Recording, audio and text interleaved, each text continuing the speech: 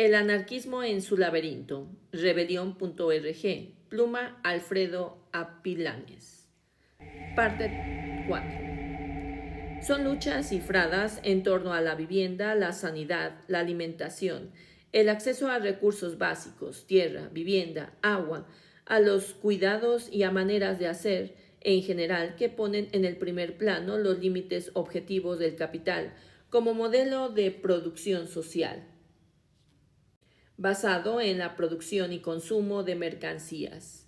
El teórico e historiador Miquel Amorós destaca el desplazamiento del centro de lucha de clases desde los conflictos laborales hacia las luchas antidesarrollistas en defensa del territorio y de las zonas de sacrificio, víctimas de propiciatorios de las agresiones del capitalismo extractivista. Cuando la mayor producción de beneficios de la que depende el crecimiento económico se da en la explotación intensiva de un territorio previamente ordenado, entonces su defensa viene a ser el centro de la lucha anticapitalista, o sea, de la actual lucha de clases. En consecuencia, la cuestión social se manifiesta principalmente como cuestión territorial. Por consiguiente, el conflicto laboral no puede ser el eje sobre el que pivoten las aspiraciones emancipatorias. La crisis crónica del capitalismo neoliberal que ha socavado los fundamentos del trabajo proletariado y la agudización de los nuevos problemas civilizatorios con la suicida extralimitación ecológica en lugar de destacado, han transformado pues radicalmente los terrenos en los que se desenvuelven las luchas sociales potencialmente disruptivas. El ecocidio agudiza hasta el paroxismo la crisis del trabajo asalariado, sus crecientes nocividad y superfluidad y la incompatibilidad, como señala certeramente el filósofo marxista heterodoxo Moishe Postone, entre las luchas sindicales centradas en el reparto de la tarta con cualquier noción razonable de producción ecológica. Como el trabajo está determinado como un medio necesario para la reproducción individual en la sociedad capitalista, los trabajadores asalariados siguen dependiendo del crecimiento del capital, incluso cuando las consecuencias de su trabajo ecológicas o de cualquier otra clase funcionan en detrimento de ellos mismos o de los demás. La tensión entre las exigencias de la forma mercancía y las necesidades ecológicas se agravan a medida que aumenta la productividad y especialmente durante las crisis económicas y periodos de abundante desempleo, plantea un gran dilema. Este dilema y la tensión en la que está enraizado son inmanentes del capitalismo. Es decir, el marco tradicional de la lucha de clases omite una realidad aplastante. La mayoría de los empleos y de sectores económicos existentes son tóxicos, superfluos o directamente absurdos, y deberían, como afirma el teórico anarquista y pionero del ecologismo social Murray Bookchin, desaparecer. Un 70% de la fuerza laboral no realiza trabajo productivo alguno que pueda ser traducido en términos de producción real para el mantenimiento de un sistema racional de distribución. Pero hay incluso otro motivo, aún más profundo, que justifica, como señala de nuevo Postone, la inadecuación de la categoría central del antagonismo tradicional anticapitalista desde el punto de vista de la clase trabajadora. El proletariado y el trabajo por él efectuado no es el sujeto histórico cuya realización y afirmación posibilitarían la abolición del capital. No constituye ningún punto externo el capital en el que anclar la crítica del capitalismo. Al contrario, la superación del capital requeriría de la abolición del trabajo como mediación social general y también del proletariado. Es cierto que hoy la sociedad capitalista está entrando en crisis terminal porque, entre otros motivos, se han socavado sus fundamentos en el trabajo proletariado.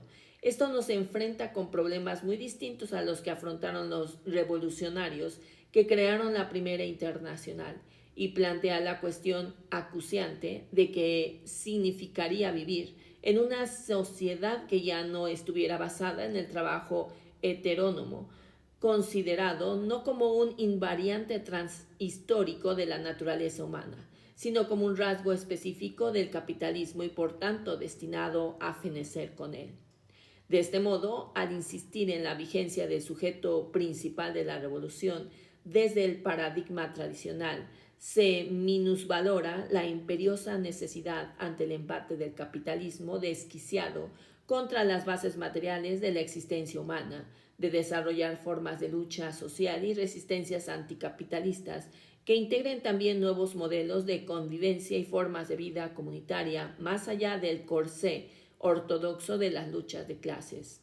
He aquí, pues, el quid de la cuestión: la imposibilidad de considerar el trabajo asalariado como el centro preeminente del antagonismo social, ya que ese rígido prisma, en palabras de John Holloway, encierra el movimiento anticapitalista dentro del capital. Tal constatación resulta demoledora para los cimientos del marco canónico del discurso de la izquierda tradicional.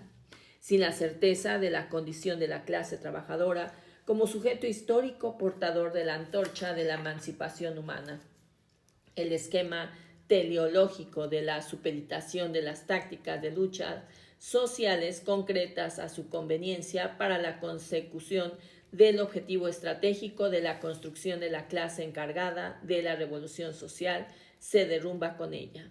Si bien de las consideraciones previas se infiere la patente inadecuación a la acerba realidad social vigente del paradigma ortodoxo propugnado por el anarquismo plataformista. Ello no es óbice para reconocer el valor del compromiso que conlleva la Constitución en medio del erial de derrota y de reformismo rampante que impera en la izquierda social, de una alternativa anticapitalista. No solo es eso. El diagnóstico de la catastrófica realidad actual de la degradación social acelerada, catástrofe ecológica, fascismo rampante y proliferación cada vez más virulenta de conflictos bélicos y agresiones imperialistas y de su estrecha conexión con la degeneración irreversible de la acumulación capitalista, resulta plenamente certero. De ahí que la crítica que formula Brea a la ausencia en el planteamiento de Tomás Ibáñez de un análisis de la dinámica endógena degenerativa de la acumulación del capital y de sus contradicciones insolubles en el clavo de una de las carencias del relativismo Foucaultiano que impregnan el anarquismo no fundacional. Desde la crisis global del 2008, marcada por la incapacidad explícita del capitalismo para recuperar tasas de crecimiento siquiera aceptables dentro de su lógica y agravada por el colapso climático en curso y la crisis energética, incluso voces antes entusiastas del capitalismo eterno reconocen ya el error de haberlo considerado como un sistema de resiliencia infinita, así como la equivocación de dar por muerta la lucha de clases. Nuestro autor es incapaz de atisbar siquiera que el capitalismo entra en una fase de turbulencias estructurales que la verdad no te estropee un buen análisis. El punto ciego del anarquismo no fundacional. Esta dificultad, nuestra dificultad, para encontrar las formas de lucha adecuadas, no proviene de que ignoramos todavía en qué consiste el poder. Michel Foucault nos decía hace ya mucho tiempo que la política radical había abandonado la creencia en la emancipación universal y en la transformación social global, y agregaba que la política radical se dedicaba hoy a la lucha contra formas específicas de dominación, es decir, al desarrollo de luchas parciales y heterogéneas situadas en el terreno concreto de lo local, sin que eso les haga perder de vista el entrelazado global de las dominaciones.